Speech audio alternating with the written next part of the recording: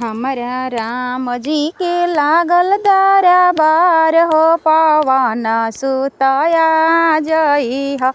हमारा राम जी के लागल दरबार, पवन सुतया जई हो। राम सिया के मन तुम ही हो भावो, राम सिया के मन तुम ही हो भाव। लखन के प्राण बचायो, पवन सुतया जई हो।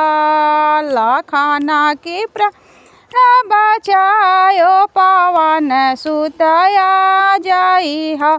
हमरा राम जी के लागल दरबार हो, पवन सुतया जई हो। हमरा राम जी के लागल दरबार हो, पवन सुतया जई हो।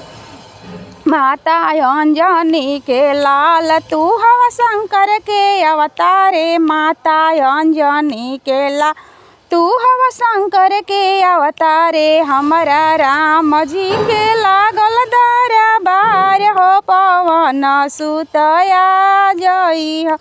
हमरा राम जी के लागल दरबार हो, पवन सुतया जई हो।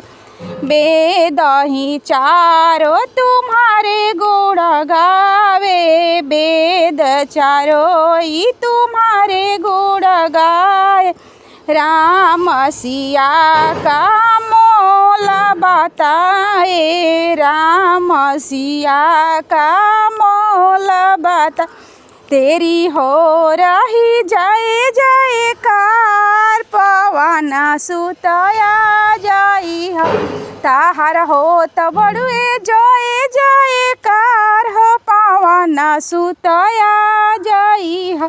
हमरा राम जी के लागल दरबार हो, पवन सुतया जई हो।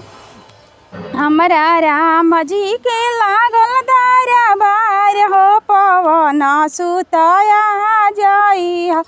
जय लोग तुम्हारे शरण आए, जवन सेवक तुम्हारे शरण आए।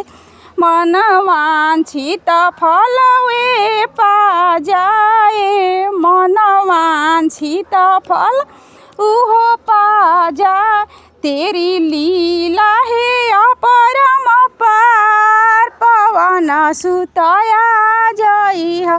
ताहर लीला बड़े अपरम पार हो, पवन सुतया जई हो। ताहर महिमा बयो परम पार हो, पवन सुतया जई हो। हमरा राम जी के लागल दरबार हो, पवन सुतया जई हो। हमरा राम जी के लागल दरबार हो, पवन सुतया जई हो।